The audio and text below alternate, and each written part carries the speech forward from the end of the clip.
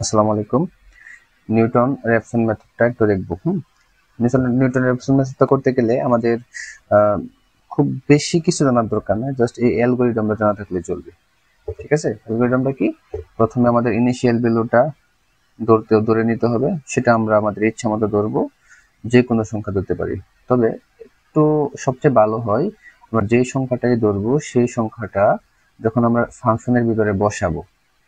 ঠিক আছে, ফাংশনের ভিতরে বসাবো বলতে এরকম যে যদি আমরা এক্স নট এর ভ্যালু জিরো ধরি, তাহলে সেটা আমাদের কাছে যে ফাংশনই দেওয়া থাকে, একটা ইকুয়েশন মনে করেন যে এরকম ইকুয়েশন একটা দেওয়া আছে, সেখানে যদি আমরা এই জিরো মানটা বসাই, চেষ্টা করতে হবে যেন আমাদের আনসারটা জিরো এর কাছাকাছি হয়, তবে জিরো যেন না হয়।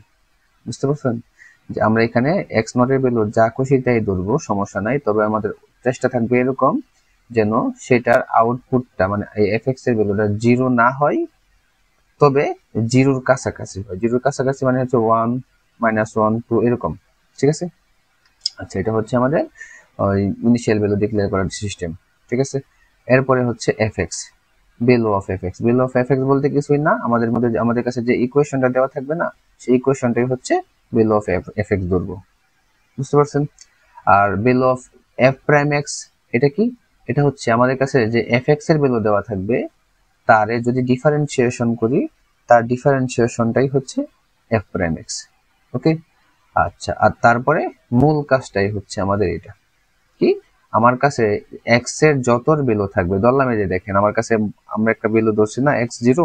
নর্মালি তো প্রথমে শুরু করবো এক্স জিরো ধরেই, ঠিক না? তাহলে এক্স জিরো ধরলে এক্স জিরোর পরে কি এক্স ওয়ান, অর্থাৎ এক্স এর এর পরের সংখ্যাটা, এর পরের সংখ্যা বের করার সিস্টেম হচ্ছে এই যে এই সূত্র। যে কি সূত্র? যে আগে যেই এক্স এর ভ্যালু থাকবে সেই এক্স এর ভ্যালু থেকে, ধরলাম আগে এক্স এর ভ্যালু মানে এক্স জিরোর ভ্যালু আমাদের কাছে দেওয়া আছে, সেই ভ্যালু থেকে আমরা কি করব, function of x by function of prime x বিয়োগ করব, মানে এই যে এইটুকু এক্স প্রাইম থেকে বিয়োগ করব, তাহলে আমরা প্রত্যেকবার আমার কাছে যা আছে তারপরে সংখ্যাটা পেয়ে যাব। ঠিক আছে, যদি আমরা এক্স ওয়ান, যদি আমাদের এক্স টু প্রয়োজন হয়, তাহলে কি করব, x one minus function of x by function of f prime x. যদি আমাদের এক্স টু টু এর প্রয়োজন পড়ে, হ্যাঁ, যে এক্স টু, তাহলে হবে এক্স ওয়ান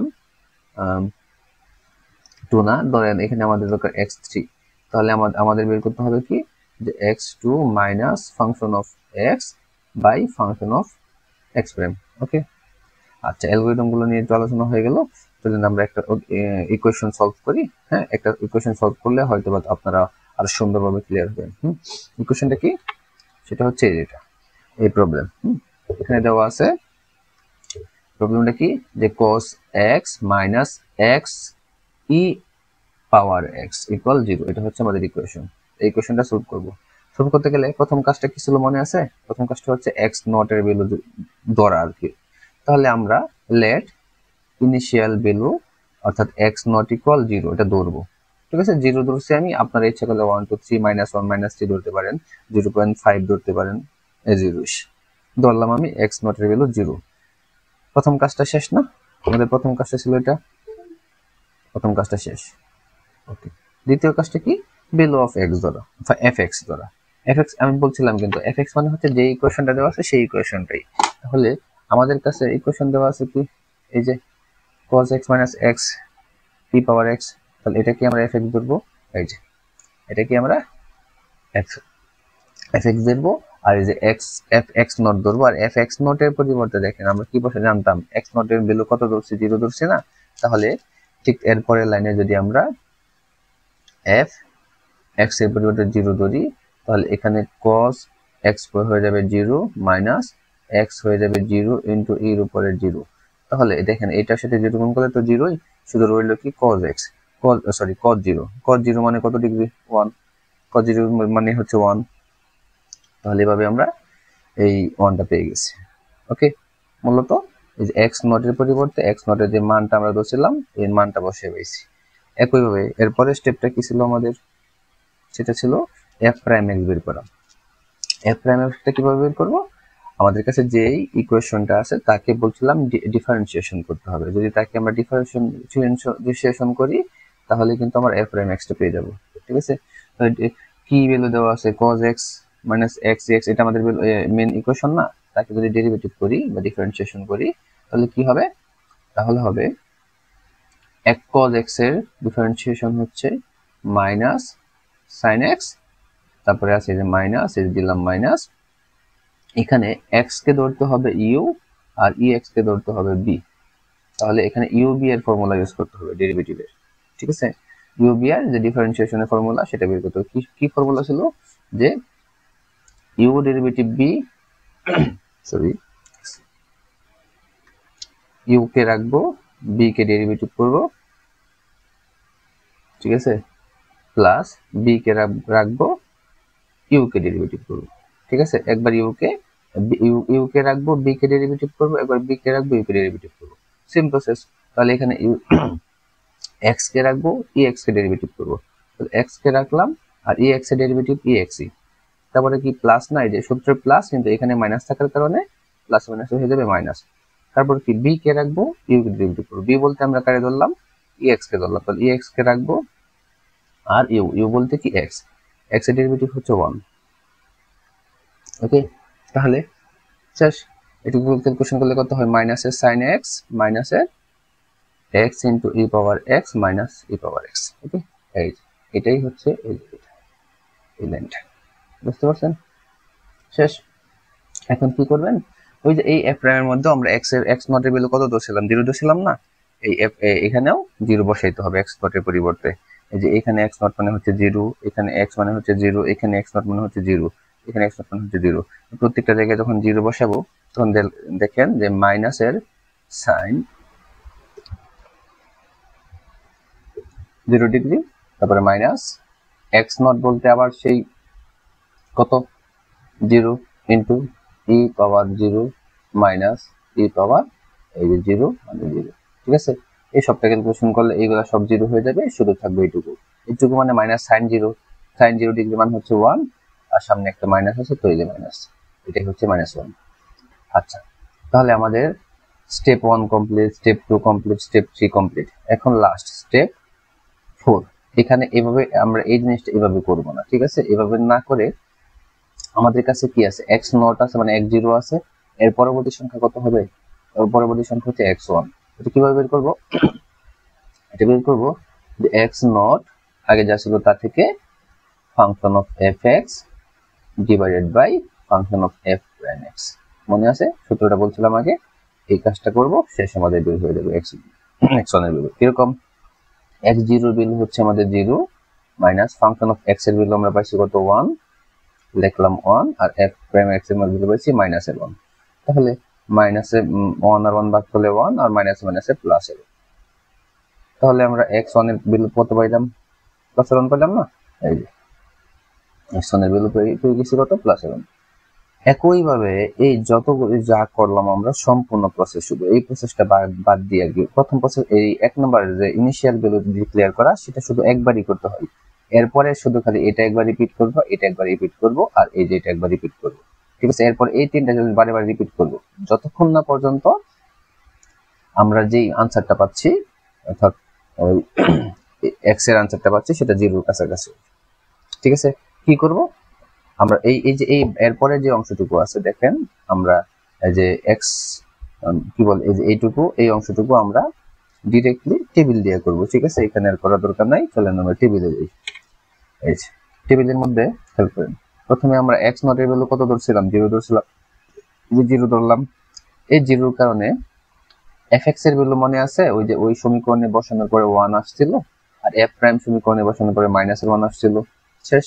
তারপরে এই সূত্র অনুযায়ী আমরা মান বের করছিলাম, মনে আছে একটু আগে, এই সূত্র অনুযায়ী আমরা মান বের করছিলাম কত, 1 বের করছিলাম, এবং সেই 1টাই এখন আবার কি করব, এই যে এখানে যে 1টা বসিলাম সেটাই তো আমাদের x1 ছিল না, এই যে এখন ঠিক তার দ্বিতীয় ধাপে যাও, দ্বিতীয় ধাপে যাওয়ার পরে দেখেন এই যে x1 এর ভ্যালু কত দেখছি 1, এই 1 কোত্থেকে আসলো, এই যে এই সূত্র অনুযায়ী ব্যবহার করে আমরা যা পাইছি সেটা, বুঝতে পারছেন।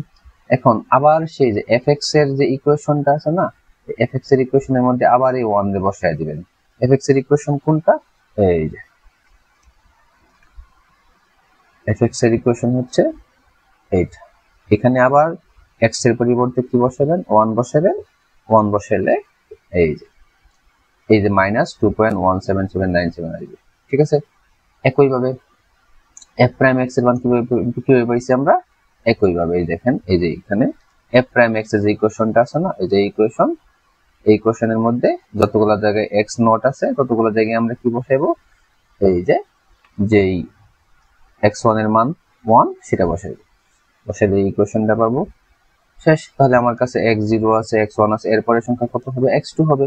এই যে x2 কিভাবে বের করব, সেই সূত্র ব্যবহার করে, যে x1 minus f prime x1 by fx1 by f prime x1, সেই আগের সূত্র। এখান থেকে আমরা পাবো x2, এই x2 টা আবার ব্যবহার করব কোথায়, এই যে, ঠিক আছে, এখানে দেখেন x2 পেয়ে গেছি, এই x2 টা আবার কোথায় বের করব, এই যে fx এর যে ইকুয়েশনটা আছে না, সেই fx এর ইকুয়েশনে বসাইবো, আবার f প্রাইম এর ইকুয়েশনে বসাইলে এরকম একটা आंसर পাবো। তারপর আবার এরপরের সংখ্যা কি x3 আবার এই সেই একই ইকুয়েশন অনুযায়ী বসাইলে এরকম x3 ভ্যালু পাবো যেরকম, এবং এই x3 যখন fx এ বসাবো তখন এই आंसर হবে, আর যখন f প্রাইম ইকুয়েশনে বসাবো তখন এই आंसर হবে। এবং এরপরের সংখ্যা x4 আবার একইভাবে এইটুকু আমরা ক্যালকুলেশন করব, করে যা आंसर হয় সেটা হয়ে যাবে আমার x4 এর आंसर। এটাকে আমি আবার fx এর ইকুয়েশনে বসাবো, fx এর f প্রাইম এর ইকুয়েশনে বসাবো, একটা आंसर পেয়ে যাব।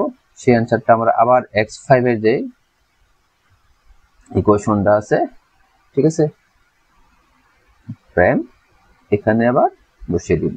তাহলে আমরা x5 এর মান ভ্যালু পাবো না, সেই x5 এর ভ্যালুটাকে আবার আমরা এই যে এখানে ইউজ করব। ঠিক আছে, আবার এই ইকুয়েশনে দিলে এরকম आंसर আসবে, আর এই ইকুয়েশনে দিলে এরকম आंसर আসবে। আমাদের মূল উদ্দেশ্যই থাকবে এখানে জিরো ভ্যালু আনা, অথবা জিরো সবচেয়ে কাছে ভ্যালুটা নিয়ে আসা। দেখেন তো এখানে fx এর ভ্যালু কি 0.-0.000 আসছে না, তাহলে জিরোর কাছাকাছি একটা ভ্যালু আসছে। তো তাহলে মনে করতে হবে আমাদের आंसर এখানে কমপ্লিট, মানে আমাদের অঙ্ক এখানে কমপ্লিট। আরো একটা বুদ্ধি আছে, যে কখন বুঝবো আমাদের অঙ্ক শুধু শেষ হয়ে গেছে, পার করার প্রয়োজন নাই। এই যে যখন এই দুটা ভ্যালু একবারে কাছাকাছি অথবা মিলে যাবে, তখন বুঝতে হবে যে আমাদের অঙ্ক আর করা দরকার নাই, এটাই আমাদের রেজাল্ট। তাহলে যেহেতু জিরো আসছে, তাহলে এটা এই জিরোটা কোন ভ্যালু থেকে কোন ভ্যালুর জন্য আসছে, এই যে এই x এর এই ভ্যালুর জন্য না, তাহলে এটা হচ্ছে আমাদের आंसर রেজাল্ট। ঠিক আছে, এই যে আমাদের ইটারেশন মানে ধাপ কত নম্বর ধাপটা কমপ্লিট হয়েছে, অঙ্কটা 6 নম্বর ধাপ না, এটা হচ্ছে আমাদের ইটারেশন ধাপ, আর দা রুট হচ্ছে এই যে এটা। ঠিক আছে, এটাই আমাদের आंसर। ওকে, তারপরে যদি আমরা যাই সেকেন্ড মেথডের মধ্যে, সেকেন্ড মেথডটা হচ্ছে ওটারই র্যাপসন মেথডের মতো একটা নিউমেরিক্যাল অ্যানালাইসিস করে বিভিন্ন নন লিনিয়ার যে পলিনোমিয়াল যে সমীকরণগুলো আছে সেটা রুট বের করা, খুঁজে বের করা। প্রসেস অনেকটা একই, শুধু অ্যালগরিদমটা একটু ভিন্ন আর কি। ধরেন আমাদের কাছে একটা কোশ্চেন আছে এরকম, যে determine the root of the given equation using second method. এই যে দেওয়া ইকুয়েশনটা আছে, সেই দেওয়া ইকুয়েশনটাকে আমাদের সেকেন্ড মেথডের মাধ্যমে সলভ করতে বলছে। ওকে, সেকেন্ড মেথডের প্রথমে কাজটা কি করতে হয়, সবার প্রথমে র্যাপসন মেথডের মধ্যে কিন্তু আমরা জাস্ট x নট এর ভ্যালু ডিক্লেয়ার করছিলাম, মনে আছে? আর সেকেন্ড মেথডের মধ্যে আমাদের দুইটা ভ্যালু ডিক্লেয়ার করতে হবে, একটা হচ্ছে x নট বা x0, একটা হচ্ছে x1। ঠিক আছে, এবং মনে রাখতে হবে x নট এর ভ্যালুটা যেন বড় হয় আর x1 এর ভ্যালুটা যেন ছোট হয়। ঠিক আছে, ধরলাম, দেখেন ধরলাম আমরা x একটা 0 ধরলাম, একটা 1 ধরলাম। ওকে, এখানে কিন্তু এটা কিন্তু x নট লেখা নাই, দেখছেন, এই জাস্ট শুধু x লিখছি, একবার 0 ধরছি। x এর মান যখন 0 ধরবো তখন এই ইকুয়েশনের মধ্যে আমরা x এর ভ্যালুটা বসাইলে আমরা যা পাবো সেটা হচ্ছে y এর ভ্যালু। বুঝতে পারছেন? তো এই ইকুয়েশন দেখেন, যে এই ইকুয়েশনের মধ্যে আমরা x এর ভ্যালু যদি বসাই 0, 0 এর উপরে কিউব মানে 0, তারপর 0 স্কয়ারের সাথে 2 গুণ করলে 0, তারপরে 4 এর সাথে 0 গুণ করলে 0, যার শেষে आंसर থাকবে -1। কিন্তু এই -1টা হচ্ছে এই y। আবার যখন x এর ভ্যালু 1 বসাবো, এই যে এখানে সেম ভাবে আমরা y এর ভ্যালু কত পাবো, 2 পাবো।